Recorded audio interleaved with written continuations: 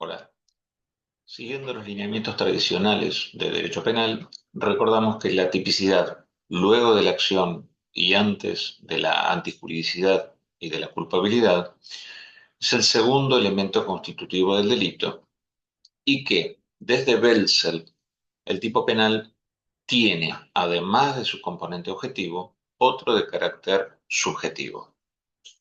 El primero, el rasgo objetivo, consiste en la mera descripción por parte del legislador de la conducta que inicialmente y desprovista de toda valoración se considera sancionable. Si el comportamiento llevado a cabo no coincide con algunas de estas descripciones efectuadas por la autoridad legislativa, que mayormente se encuentran condensadas en el Código Penal, pues entonces la conducta no será objetivamente típica, y al no ser típica, no llegará nunca a ser delito.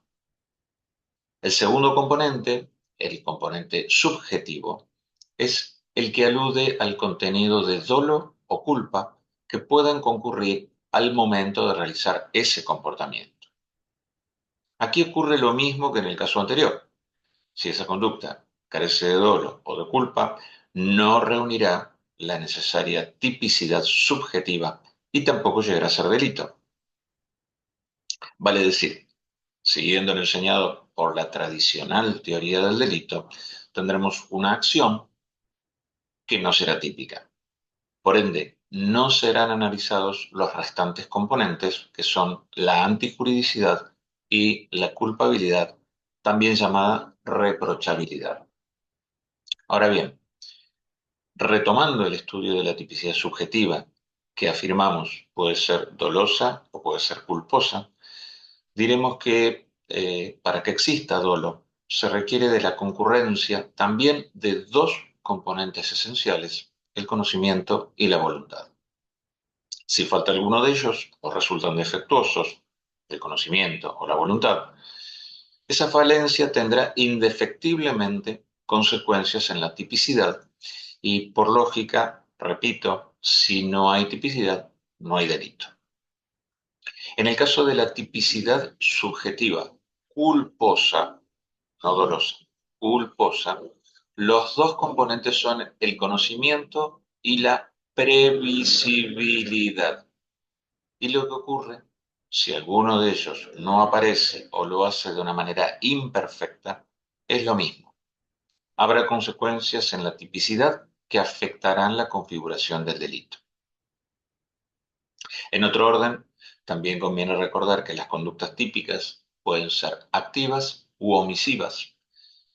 En las primeras se verifica un hacer, una actividad concreta, positiva, por ejemplo, ejecutar un disparo matando a una persona, mientras que en las segundas consisten en no hacer lo que debe hacerse, es decir, lo que el legislador ha establecido que debe realizarse en una situación determinada, como sería el supuesto de alguien que atropella a un ciclista y lo abandona sin prestarle el auxilio que requiere. El caso que habitualmente suele mencionarse como típico omisivo es el del artículo 106 del Código Penal, que prevé una pena de prisión de 2 a 6 años para quien pusiera en peligro la vida o la salud de otro, colocándolo en una situación de desamparo o abandonándolo a su suerte cuando no fuere capaz de valerse y tratándose de una persona a la que debe mantener o cuidar o a la que el mismo autor haya incapacitado. Al estudiarse el tipo activo doloso, se sigue un esquema tradicional que analiza primeramente el elemento objetivo y luego el subjetivo. En estos casos, el elemento objetivo incluye una referencia al sujeto activo, que es el autor de la conducta típica, a la conducta en sí, que se encuentra descrita en el verbo típico, y al bien jurídico, que es el interés que se pretende resguardar o proteger. Aquí el elemento subjetivo es el dolo, que ya mencionamos está compuesto del conocimiento y de la voluntad, y debe concurrir el momento de ejecutarse la conducta disvaliosa. En principio y como regla, no es relevante antes ni después.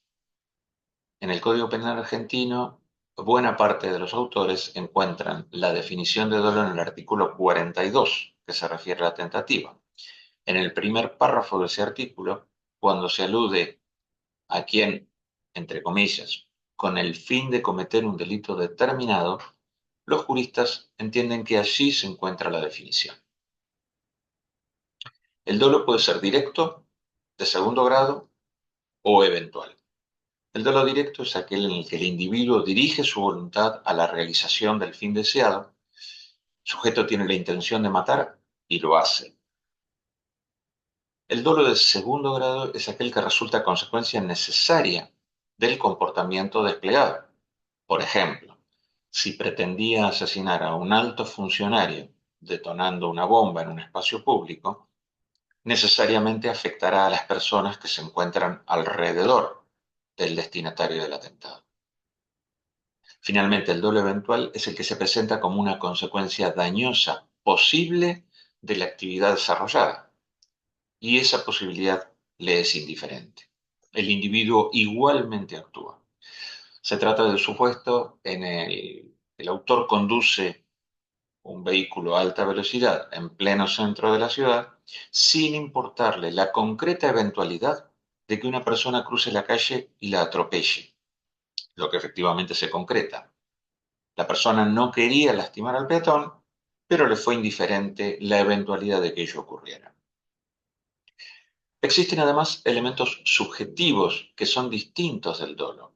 Son agregados o plus requeridos para el agotamiento del tipo. Por ejemplo, las denominadas ultraintenciones. En el delito de rapto, la privación de libertad tiene en miras menoscabar la integridad sexual. O también puede ser, por ejemplo, una especial disposición interna dada por caso en el supuesto de un homicidio cometido con alevosía. Esto es, aprovechando la indefensión de la víctima. No solo se pretende matar, sino se lo hace con esa especial disposición.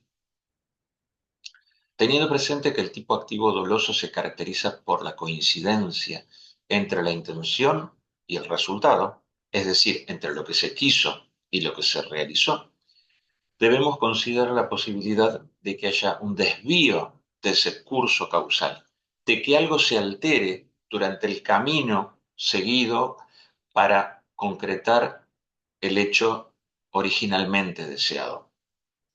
Estos desvíos pueden en principio manifestarse de tres formas diferentes. Una, que haya un yerro en la ejecución, un error en el golpe, lo que la doctrina denomina aberratio ictus. Pretendo golpear a Mario y por un mal movimiento o un tropiezo golpeo a Pedro, que caminaba junto a él.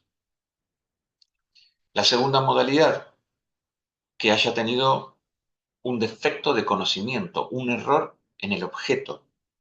Yo creo que estoy golpeando a Mario, el golpe lo recibe la persona a la que yo le dirigí la acción, pero en realidad el sujeto no es Mario, estaba vestido con ropa parecida y me lo confundí. Es otro individuo. Finalmente, el tercer supuesto es el que suele denominarse dolus generalis. Es aquella en la que estoy convencido de haber completado la ejecución de lo que pretendía hacer, por ejemplo, matar a alguien mientras se hallaba caminando por la costanera, cuando en realidad la víctima queda desvanecida y el autor, creyendo que estaba muerta, lo arroja al río, resultando que la persona fallece después por ahogamiento.